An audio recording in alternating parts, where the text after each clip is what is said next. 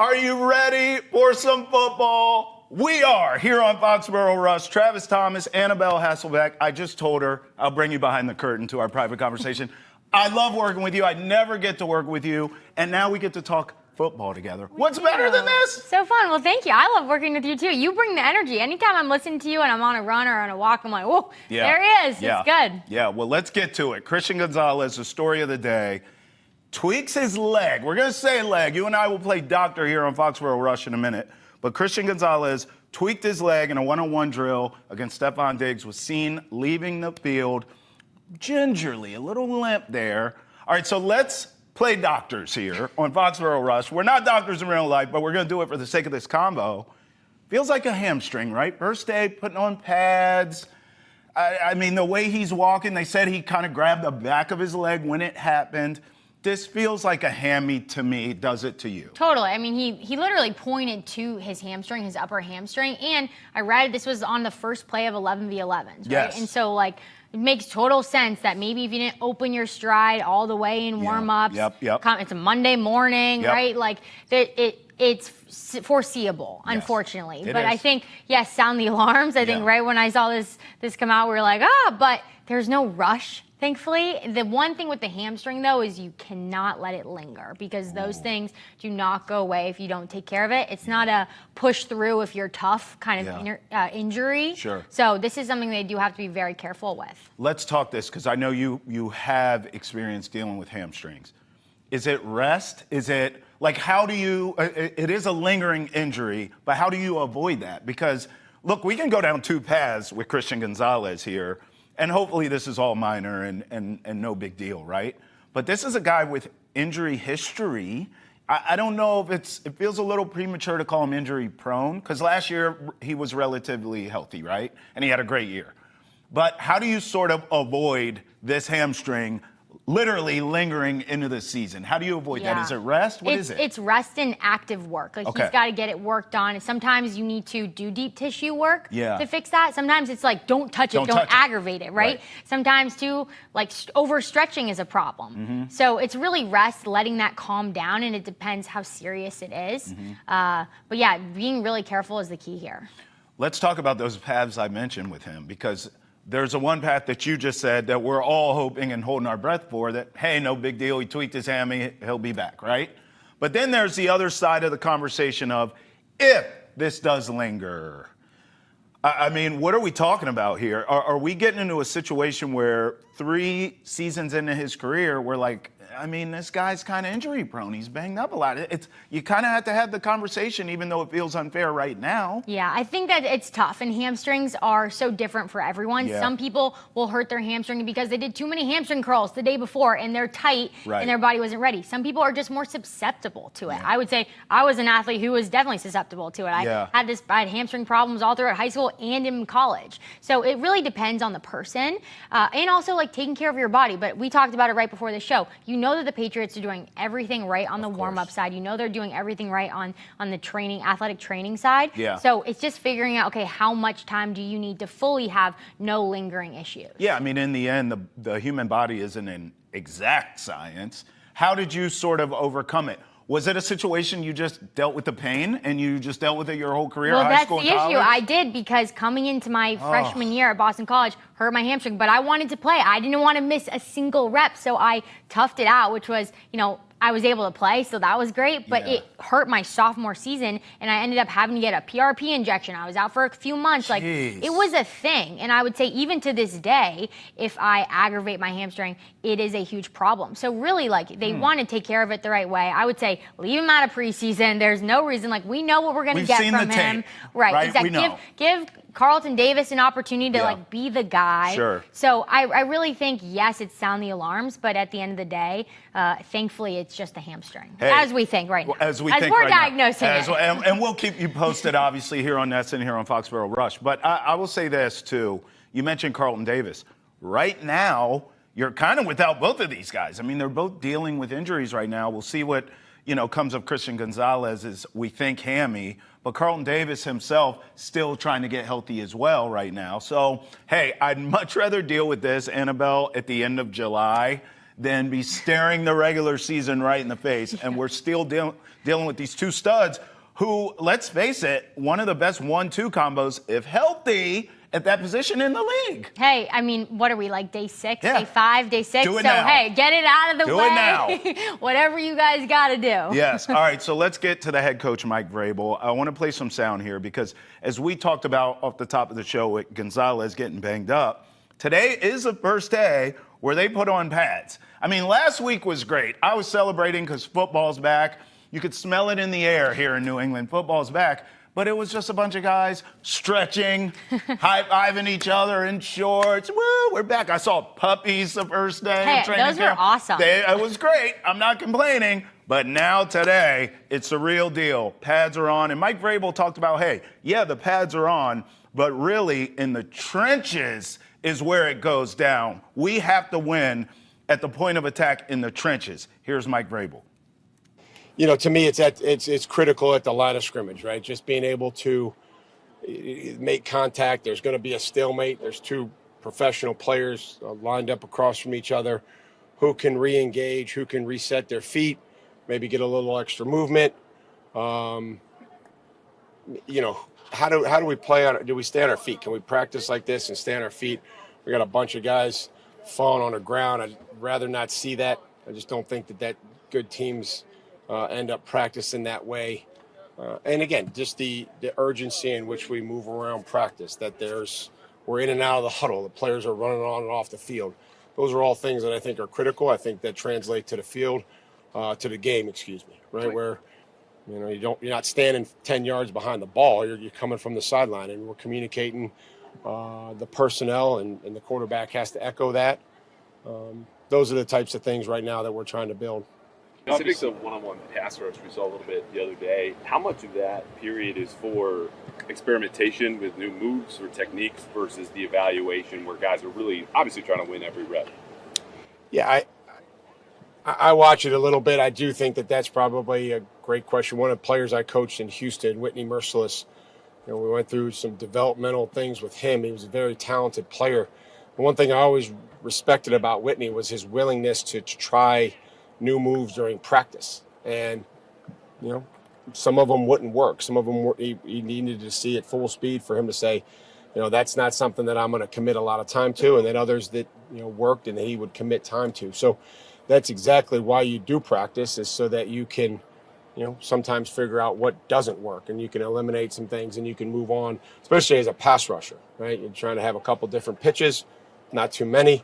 But I certainly need a fastball and some off-speed pitches and some counters. So this is why we practice, is to be able to go out there and do that. And I understand, you know, a lot of those things. And, you know, when you get to the team periods and you get to the games and you can see how guys pass rush. But, you know, I think that's obviously a good thing. The offensive linemen are going to work on different techniques and things like that, so they're not doing the same thing every single snap. Annabelle, how about Vrabes? Clearly he's watching the Red Sox. Did you hear the baseball analogies there? And I understood what he was saying too. It all starts, we'll get into the defensive line, but I think it all starts with this offensive line. I mean, we sit here and we talk about Drake May's development. What kind of jump is he going to take in year 1 to year 2 and all that? None of that matters if they can't block for him. In the last 2 seasons, this offensive line for the New England Patriots has been rock bottom, Annabelle. Well, that's what they did, and that's what they focused on. They revamped this entire O-line, Yeah. and, like, you could see that from a million miles away. Yeah. So, yes, like, that's been the total point of emphasis, and just looking at, like, Drake May, before he's done anything, everything around him has gotten better. It has. Right? So, like, in that sense, like, Vrabel came in with a clear-cut plan. Also, even just listening to him talk about, like, how practice is supposed to go and what he wants it to go, like, and even flowing between drills. Like, this is a very well-run, oiled machine already. And you can just feel that whether you're listening to the press conference, whether you're there at training camp. There is definitely a sense of urgency and just knowing what is exactly going on. Well, I also think it's 2 separate realities. Offensive line right now, you're right, it has been revamped, but it's still kind of mixing and matching and trying to figure out who's playing where and what's the best combination to go with, right? And we're looking for not great offensive line play, although that would be great, pun intended. We're looking for competent offensive line. Can you just protect this kid, protect the investment? Can we run the ball effectively? Can you be better than you have been the last 2 years, which is awful, okay, rock bottom. On the defensive line side, Annabelle, it's a different conversation. I mean, when you look at these names that these guys have now in the offseason, adding a Milton Williams, obviously, a Harold Landry, I mean, now you're looking at the defensive line like, are you going to be special? Forget competent, forget decent, forget good, like we're having the conversations about the offensive line. I think the defensive line in the trenches here for this Patriots team has an opportunity to be special. We don't know if it'll materialize, but certainly on paper, from a talent standpoint, and having that guy that we just heard from, Mike Vrabel, defensive line head coach, leading the charge, we think this defensive line could be special. Well, that's exciting, right? It like is. when Mike Vrabel is the guy who's leading it, and then you look at like Keon White, right? Yeah. You look at how he just shows up to press conferences. He's got those sweet shades on. He's got a sideways hat. Like this dude's got the aura around him does. coming into it. He's talked the talk. He's now got the coach to do it, as he says, and he has the opportunity now to now show us what you can do with your play. Yeah. And so I think from that standpoint, you also look at what the Patriots did in the draft. They went really offensive heavy. Now they say, hey, we're going to spend our money in free agency. Smart. And like you said with the offense, like, yes, you're pairing different groups of people together, but this defense and the same thing, like you got to put your old team in the past, forget what you were doing with your other team. How are they going to come together as a unit, as one defensive unit, regardless of what their different backgrounds are? I think that will be the number one challenge of just that togetherness and now playing with a new group. Even for the guys who have been on the Patriots, like that's a different offense or defense. Yeah. Like we're not doing that defense anymore. Thank God. By the way, can you look at the time? Can you believe we've gone 12 minutes and we haven't talked Drake May once? Let's do it now. What are we expecting from Drake May? Now, last week, I made the jokes about the puppies and the high fives and everyone's in shorts. Well, now they're in pads, okay? So we need to see some things this week from Drake May. I know this weekend, I'm sure, much like my timeline, yours was flooded with the passes from Drake May.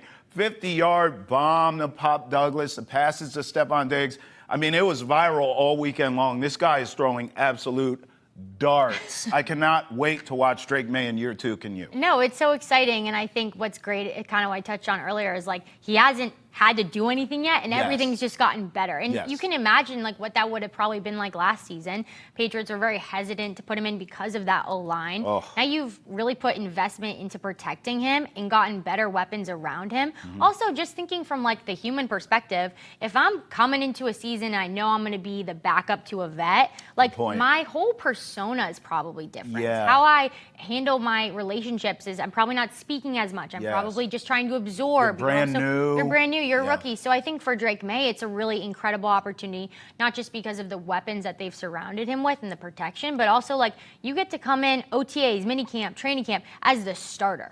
And you have that like, I know my role. I know what I'm doing here, and I can be the guy. Well, what do you know? Josh McDaniels has entered the chat because that's where he can help Drake May develop in that way that you're talking about.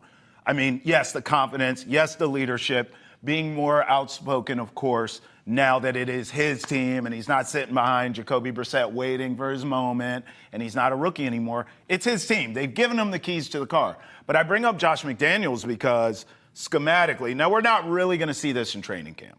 But as we get closer to the regular season and we see Drake May in small sample sizes in the preseason, certainly when we get to the regular season, this is where Josh McDaniels can help him really take ownership of the offense. Because I hate doing this, but I have to. That's what made Tom Brady Tom Brady. He would come up pre-snap. He knew the answers to the test, right? Drake May's not there yet, and we understand why. He is still young. But as he develops with Josh in that way, that's how he can possibly get close to that level that the GOAT was. Definitely, and I think you see that across the Patriots organization as a whole right now, even players to players.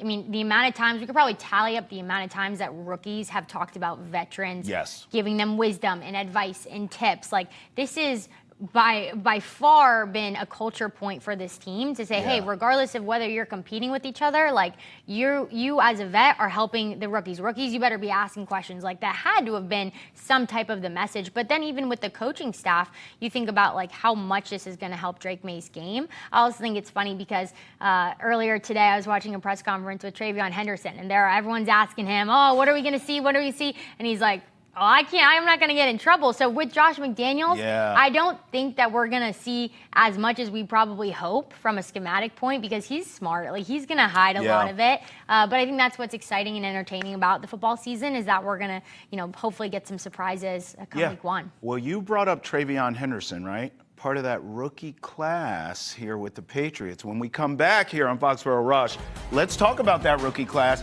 and how they can help get this franchise back to glory.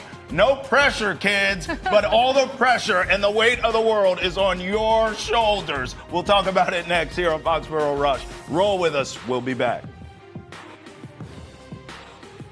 Welcome back to Foxborough Rush. Training camp is back. Ooh. Okay, we're going to talk rookies here, but before we do that, it's only right that I take shots at a couple rookies who are doing absolutely nothing. Now, Jalen Polk was back at practice today, practicing with the team, not warming up on the side or doing whatever he was, playing with his thumbs. Before now, he is back out on the football field. Javon Baker, as far as I'm concerned, is still in the back of a milk carton. I don't know what's going on with him. He's at practice, but he's not doing anything. So I just want to say, before we talk about the rookies who are actually going to help this team, Annabelle, there are rookies from last season who did nothing to help this team. Drake May, we bow down. I mean, obviously, in Drake May, we trust. But the rest of them, I mean, these receivers, I feel like they're wasted draft picks at this point. Hopefully, they turn around, they help this team. But in an area that's so weak for the Patriots, those guys have given you nothing. We'll see what happens with Kyle Williams, though. I'm holding out hope there. Yeah, well, I mean, I think their production last year is helping Kyle Williams' hype, right now, especially. I think the stark contrast with that. At the same time, you look back at last season with the entire offense and just the record, 4 games. Like, we're not working with much there, right? But I think at the end of the day, like, it puts some players on the hot seat to be able to come out and perform. Yeah. And that's why this room is going to be very competitive. You're so nice. We're not working with much. It's way nicer than what I would have said, but well done. We'll get to Kyle Williams in a minute, but let's start with Will Campbell. So obviously, if these rookies are going to make an impact and help this team, it starts with the big hog molly up front, because everyone told us leading up to the draft, well, his measurables, he's not, prototypical left tackle. His arms are too short. He's too this, he's too that. Well, guess what? He's going to be the left tackle. And I believe this kid's going to be okay. I don't know if his future is at left tackle. Some of me still thinks he's going to end up being a guard. But for this season, for sure, he's going to be the guy. He's going to be protecting Drake May. I think he's going to be just fine. We'll see. Here's Will Campbell. It's been awesome, just getting up here, getting back in the swing of things. Just really looking forward to, what's to come. Well, what did you do between the time that the OTAs ended to the time you came back? Like, was there something that you walked away from the OTAs and said, I gotta nail this down, I gotta work on this? Yeah, I mean, I won't get into any specifics, but, we have exit meetings after OTAs, and, me and the coaches talked about some stuff, just, keep working on, and, just try to get better at everything. They're really, whenever you're a rookie, there's not a lot that, that you've seen. So you're trying to just get better in every way, shape, and form that you can, to help this football team. When you said you were looking forward to what was coming ahead, does that include, like, the first padded practice on Monday? I mean, it just means everything. I'm super blessed to, be here, be a part of this team. Just looking forward to, the first padded practice, the season. Like what's to come, basically what I meant, but, just excited. Will, I know there's only so much you can do as a lineman with no pads, but what have you gotten to learn so far going up against Keon White? You guys have been battling since the spring. Oh, yeah, no doubt. Keon's, extremely talented guy, but and I'm just super fortunate to not, have a guy like Keon, but not only him, guys like B. Moore, Milt, Casey, Harold, a lot of those guys have played a lot more football than me. So anything that, that they can help me with, give me tips and things that they see that I'm doing that can help my game and, just help me get better in any way. That's what a rookie asks for. So I'm super fortunate to have that. Will, is there one of those guys that maybe has given you more, like just whether it's Milton, somebody who just like constantly talking to you, telling you? They're all great dudes. So it's all, if I go ask, they're going to tell me.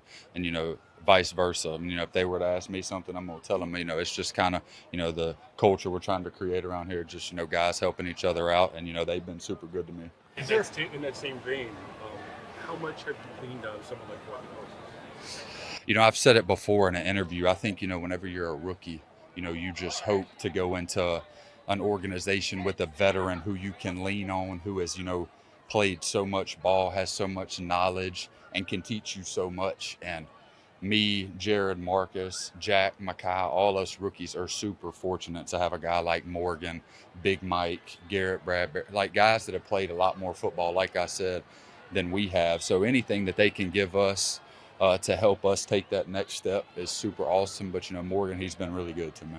He's got so much, knowledge that, I hope, I'm just fortunate enough to play as long as he has.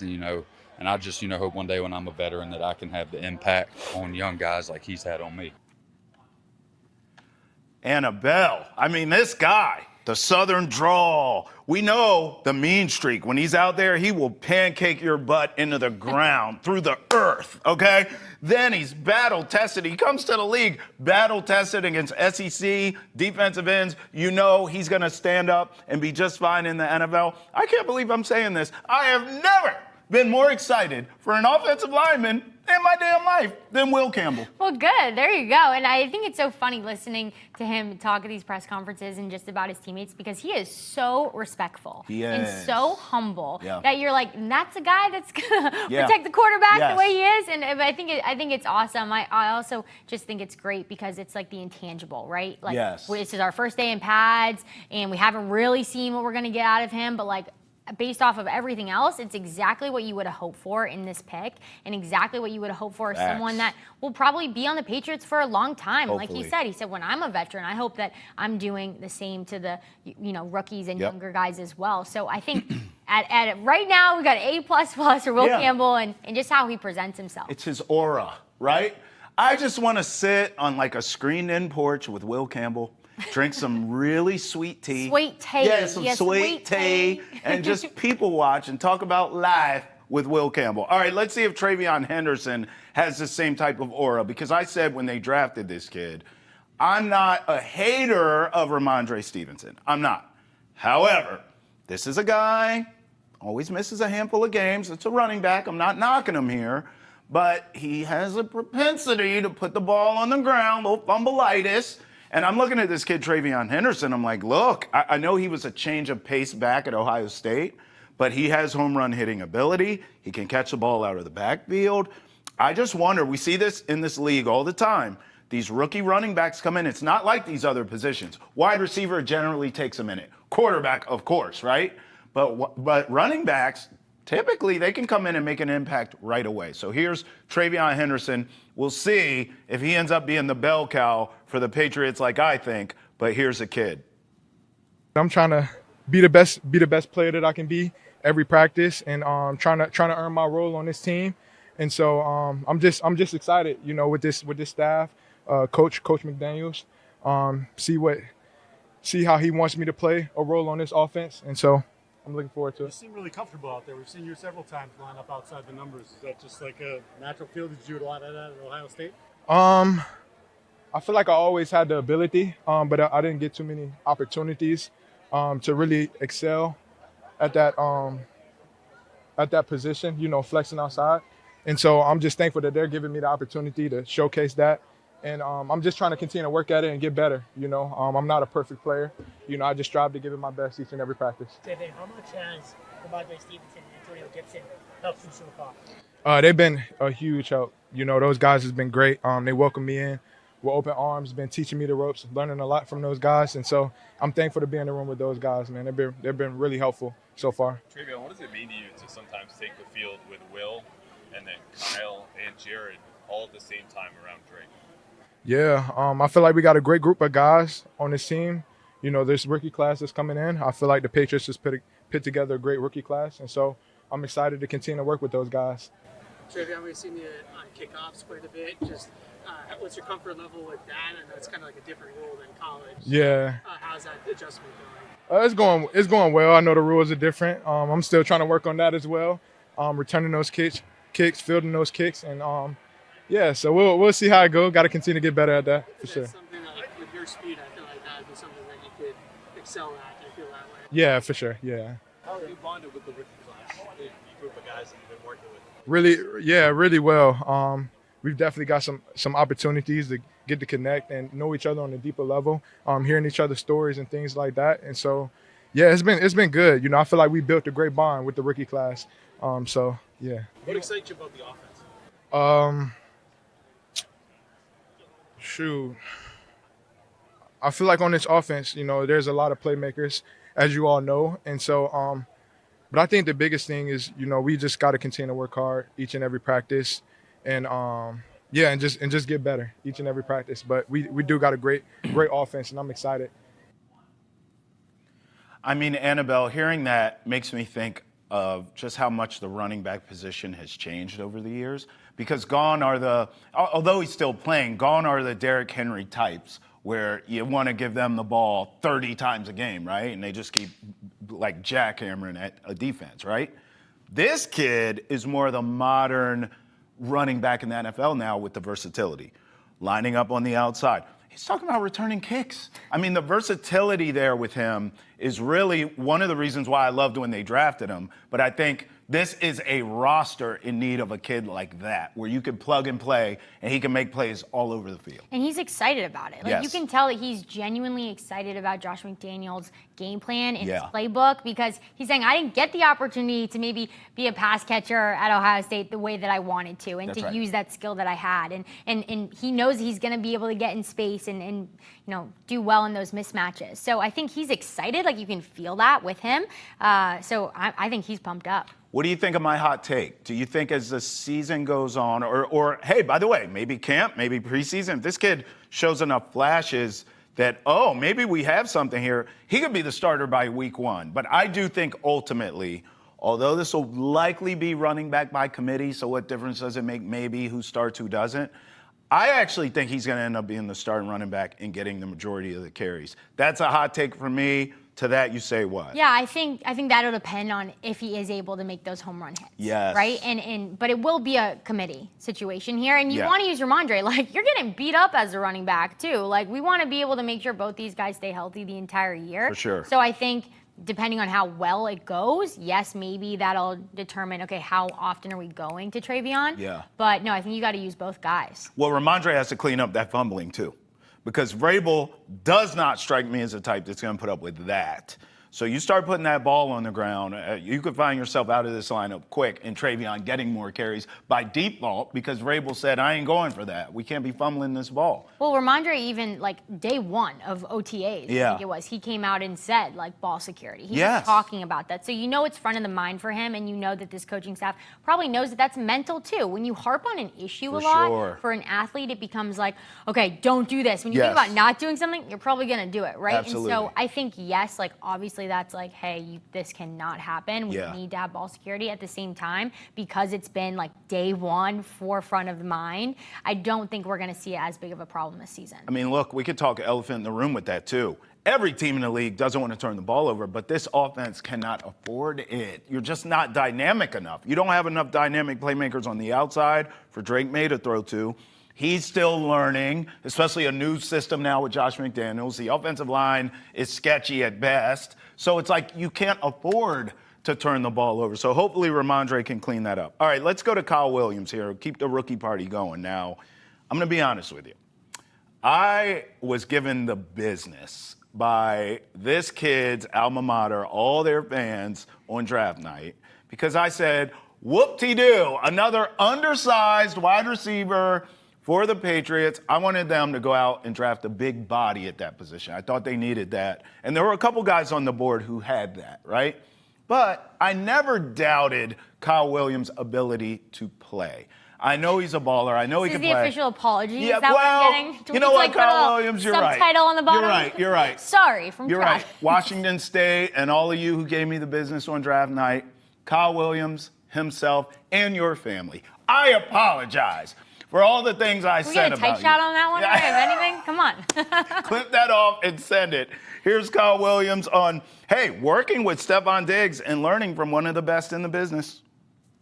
It's been good, every day progressively getting better, so just continue to stacking day by day. Kendrick Bourne's offseason video, there was a player, I think it was the out comeback, where he was kind of giving you some tips on how Josh McDaniels likes his route running. How has it been for you as a first-year player trying to adapt to this specific offensive system? It's been good. I feel like this is a new offense for all of us, so just being able to get tips and tricks from each player's vet, especially to learn how to run different routes versus different looks, I feel like is really good for me and be able to establish and expand my route tree. And how different is the post-snap process relative to what you've done in the past? I feel like everything's growing. I feel like things are moving a little bit faster, but I'm gradually getting it, and it's helping me slow down my process of the game. Has it been for you working with Stefon Diggs? It's been a blessing. I mean, that's always been my favorite receiver, so just being right next to him is just a God gift. Let's see. When he was coming out of Maryland, so when he was wearing that one, I remember it was a highlight video. It was like an Emmitt Smith or something like that, and I just kept watching it every day. And now look at us today. Why was he your favorite? I mean, he was just different. He was crafty. I mean, it was like something about him that just stuck out to me, and then I just gravitated towards it. Did you tell him that, make him feel old? Nah, not yet. Once he retires, then I got it. You saw you getting some time out there with the first team offense. What does that opportunity mean to you? I mean, any reps for me, honestly, mean the world to me. So, I mean, I'm a rookie. I'm still learning. So just being able to get that chemistry down with either quarterback, I mean, it's a blessed thing. There was one play earlier this week that we all highlighted, and I think that Drake May highlighted it too, was a little comeback on the sideline, back shoulder throw on Christian Gonzalez. Mm-hmm. And it's just interesting to watch. Top tier corner, very good quarterback, and yourself already on that same page. How comfortable do you feel now, and how much of a leap will it be when pads come on? That's a long question. No, you're good. I mean, it just stems from the offseason, from OTAs, offseason to now, just getting that constant work in, understanding each other, him being able to trust me when those type of routes are being called. And then when it comes to pads, we just try to carry everything over. We don't try to think it's pads, as everything just ramps up. We try to have that same energy from day one all the way to the end of training camp throughout the season. What's the number one thing to establish when you're a guy coming in at that position where they have to rely on you knowing where to be? Oh, for sure. I mean, without trust, where is there? It's like a relationship with your girl. You can't have a relationship with no trust. So yeah, trust is big. How much conversation is there between plays with you and him? Like, hey, I need you to do this, or I like that. Is there a lot of that? I mean, it's numerous of them. I mean, we go through meetings, we have those talks, and whatever sticks out to him and he feels like he needs to comment on, or whatever I feel like I should comment on, then we just have those conversations. I really like that guy. I'm glad I apologized to him. I'm glad I apologized to him and all the Williams. Look, I actually do like that Stefon Diggs was his favorite receiver coming up, but he didn't tell him that to not make him feel old. Smart move, Rook. That's a veteran move you did by not telling the old guy that he's old. Good move there. Right, because do the math on that. He was talking about his days at Maryland. I know. So, then how old is Kyle Williams? Right. Young. Crazy, right? So, look, I'll take whoever at this point at wide receiver. Honestly, can you just make a play? Can you help Drake May out, please, for the love of all things holy? If this kid can do it, I'm all for it. Are you expecting big things from Kyle Williams? I am, and I love what he said about trust. And he said something funny about, it's like, your relationship with your girl. It's serious. And the thing, too, is it doesn't come immediately. Right. Right? You can hit it off and be best friends and, totally respect each other. But trust comes with time and going through hard things together as well. That's right. So I think, just seeing his maturity level in that. And this is also a guy who played a lot of college football. He played did. 5 seasons, I think UNLV before Washington State. So he's definitely mature, not only from, how he carries himself, but on a football IQ and understanding, relationally QB to wide receiver relationship. Yeah, I want to give an honorable mention to Jared Wilson, too. We didn't forget you, dog. You've been doing your thing. You're showing your versatility. He's taking reps at guard and center. So it's nothing against you. It's me. I have reached my quota for talking offensive linemen for the rest of my life. Thanks. But hey, Jared Wilson, we're rooting for you. You know that. Still to come here on Foxborough Rush, we'll go around the league, around the league. Other teams in the league are having training camp. We'll talk about them news and notes style next, right here on Foxborough Rush. Roll with us.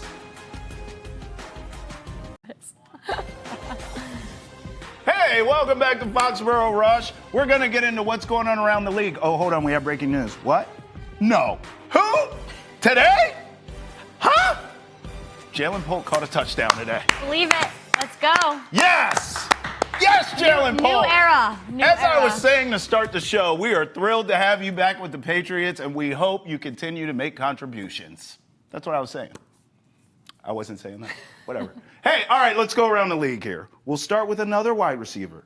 Terry McLaurin showed up, Annabelle, to Commanders camp, but still no contract. So the drama is still looming, and you're telling me there's still a chance that the Patriots could swoop in and trade for him, because that's exactly what I want. And then I'll have to talk about Jalen Polk at all, Annabelle. No, it's like you're saying there's a chance. There is. I remember sitting at that. I was at that chair. George was right here, and we were talking about this weeks ago, thinking like, oh, it's just, little contract dispute. Yeah.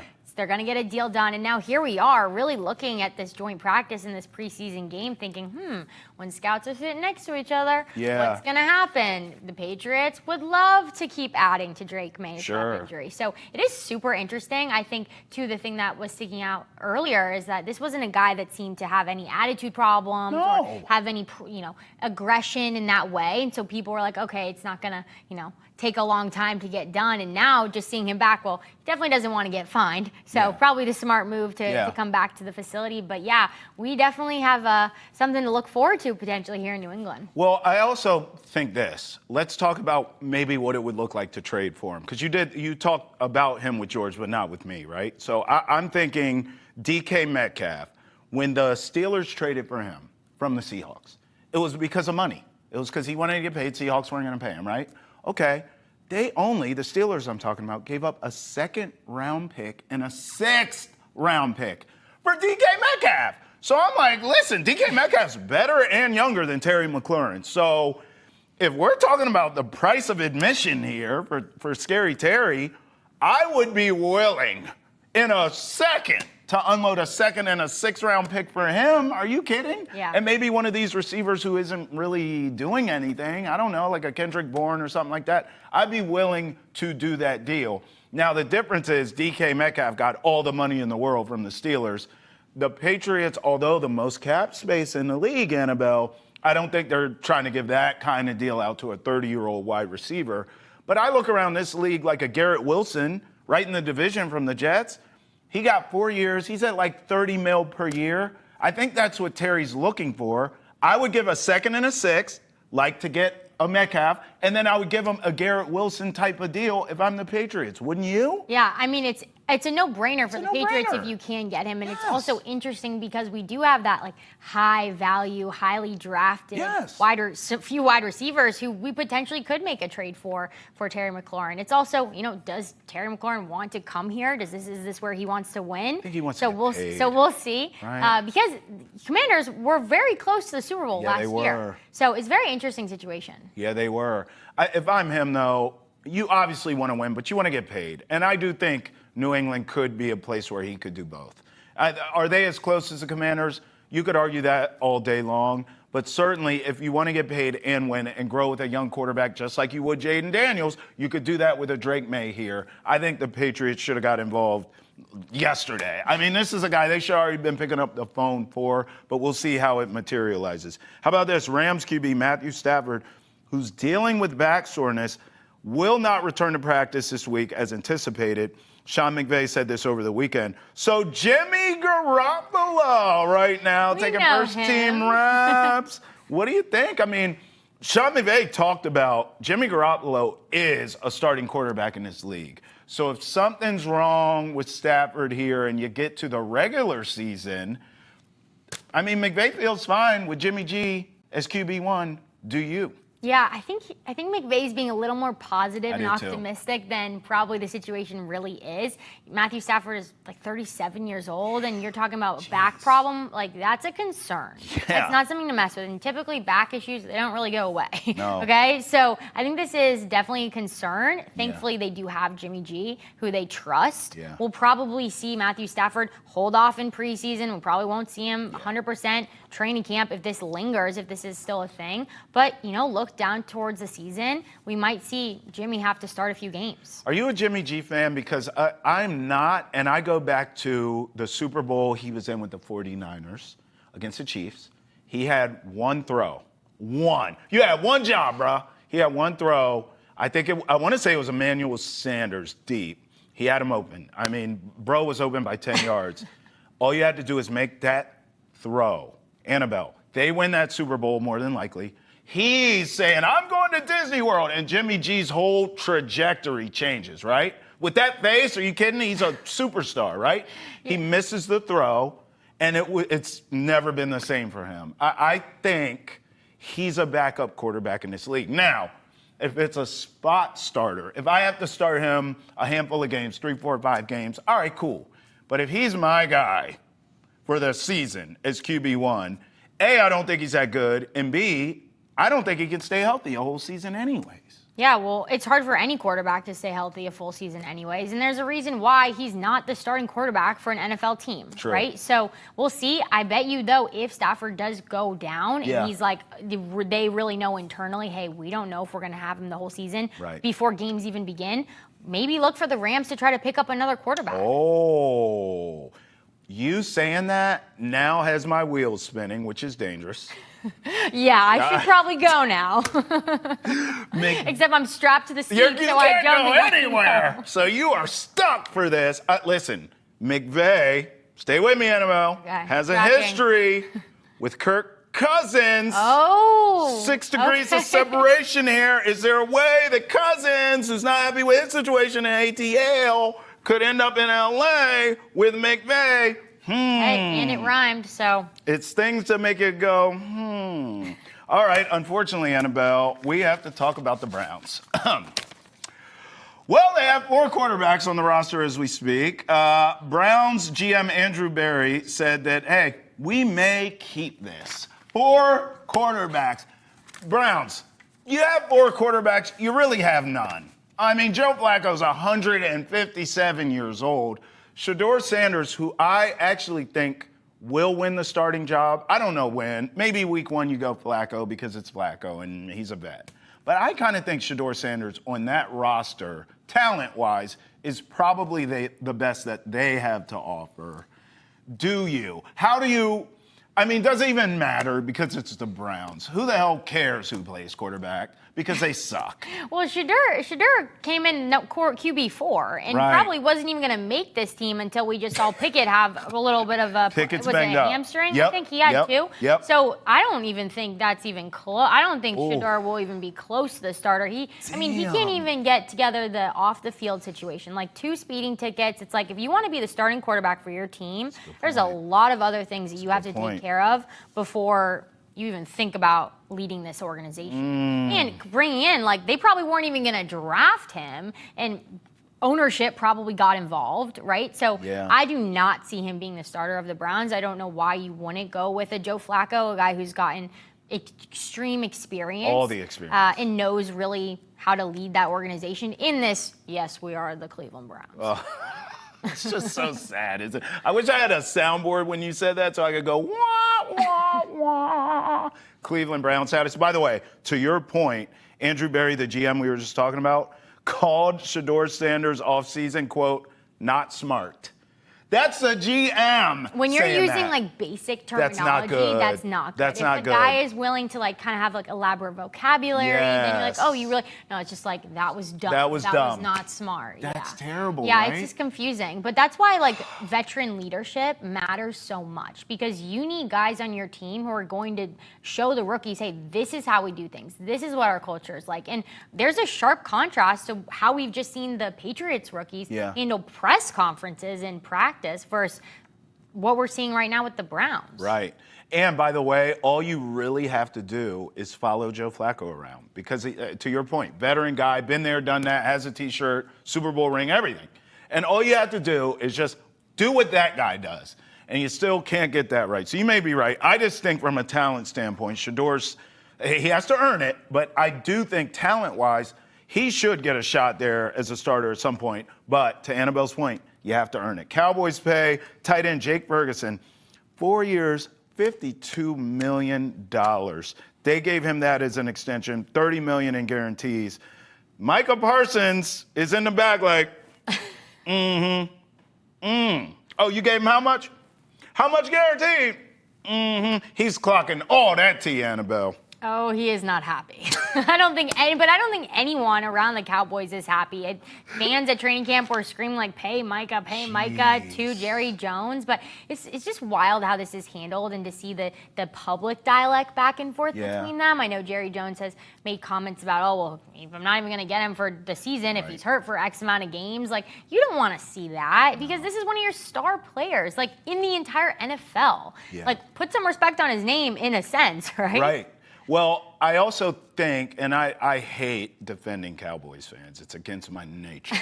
It's against my nature. However, I will defend them for yelling things because Jerry waited too long to pay Dak and CeeDee Lamb. We'll throw him in too. If he pays those guys a year earlier, which everyone was saying to do, because we see these contracts. Annabelle, how many times do we see these contracts come and it's a new record?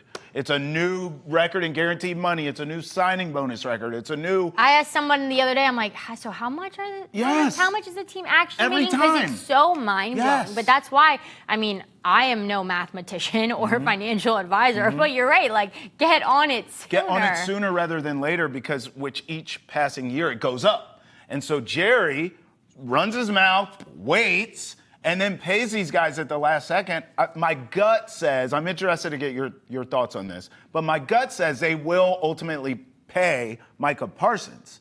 But now, all your money's tied up in Dak, CeeDee Lamb, Micah, and this Ferguson guy. There's no money left. Ask the Bengals how that goes. Yeah, well, the Cowboys are lucky that he's showing up. Like, they're lucky that he has an awesome attitude about, like, I'm still going to come here, work, like, respect my teammates, respect my team. Like, they're lucky that he's not holding out. And yes, like, he's visibly upset, obviously, but they're lucky that he's still being the athlete that he is. Yeah, I said this about TJ Watt, that I thought in the end, because we talked about, I'm sure you and George probably talked about it too, like him getting traded, where could he go?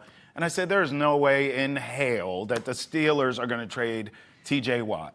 Ultimately, they will pay him. Obviously, they don't want to, and they did. I bring that up because I feel the same way with Micah Parsons. I think in the end, Jerry's going to have to pony up, pun intended, all this money and pay this guy, and he's going to do it begrudgingly and reluctantly, and he may live to regret it. We'll see. But I think in the end, he will pay Micah Parsons because he has to, and those kind of pass rushers do not grow on trees. Micah Parsons is a generational talent. I think in the end, the Cowboys pony up the money, do you? They have to, or they can't even be considered as Super Bowl contenders. So it's just like, they're not anyways. Right, exactly. But because they're the Cowboys, they're always going to be in that conversation. Right. So unless they want that potential phrase to be in their repertoire for the season, they have to find a way to pay him. Coming up here on Foxborough Rush, we wrap up this fine television program with you in our mailbag segment. We hear from you next, right here on Foxborough Rush. Roll with us. And welcome back to Foxborough Rush. All right, we'll wrap up here. If you want Foxborough Rush merch, do this. Go to NessandWickedWearables.com. You can get yourself a nice Foxborough Rush t-shirt in partnership with Breaking Tea. Do that. I have one. I highly recommend it. All right, let's get to the mailbag. I don't have one. Well, we need to get I got to get one. Yeah. Come on. Come on. Come on, Breaking Tea. Hook her up. I'll use the code. I'll go to the website. All right, fair enough. All right, here we go. Mailbag. So this is user FX6LW8XP3Q. Did you follow me? He says this on Kyle Williams. Give credit to the Patriots for actually drafting a real wide receiver. Hopefully the kid continues to improve. He is a real wide receiver. He's right about this, Annabelle. They got a lot of real wide receivers. And I know they're not all like the blue chip name like Stephon Diggs, right? Yes. But like this is a competitive room. And Kyle Williams gets to look up to Stephon Diggs in person now. Like not only is it his role model from watching him play at Maryland, but like now he gets to be up close and personal. Yes. And so yeah, he's got a ton of upside. Agreed. Clay Casson, 8437, on if the Patriots should sign Christian Wilkins. We heard Mike Vrabel say, well, we'll look into it and see what happens. Clay says, no, Pete Carroll cut him for a reason. Medical, mental, whatevs. I trust the Raiders' judgment on this one. Careful with trusting the Raiders or anything. And it was not about money. Don't go anywhere near him. Now, we're hearing rumors. I'm not even going to go to the things we're hearing because it's just rumors. But we're hearing some of the insight, rumors-wise, as to why he maybe got cut. I want no parts of him either. In fact, I said I wouldn't mind him going somewhere else on like a prove-it deal to see if he can be healthy and not be a knucklehead, possibly, if these things are true. And then when he hits free agency, then go kick the tires on him. But I don't want any parts of that potential disaster in this locker room when you're trying to build a culture, Annabelle. Right. Well, number one, do we need him? Like we look at our defense right now, do we need him? 2, health is a thing. And then 3, Vrabel, even in minicamp, was saying, oh, we're open to everybody. Like I'm not going to always just be content with my roster right now. Kind of think it's a company line. He's doing his part to just say, hey, we're trying to be as best as we can. Hammerham 4378 on Drake May says, I really hope we have something in Drake May. He is the key this year. We completely agree with you, my friend. We talked about it this show. Hey, I think this team goes as far as Drake May can take them, as far as offensive line can block for him, as far as these receivers can catch for him, as far as these running backs can help him out. Everyone around the league has been saying Yes. how awesome Drake May is going to be in the upside with him, and it's a genuine belief from the Patriots. Like, you can just say, oh, he looks great. Like, the Patriots really are excited about it. Amen. For Annabelle Hasselbeck and Travis Thomas, thank you for rolling with us here on Foxborough Rush. Till next time, we'll see you then. Hut, hut, hut! You're open! Love it. Love it.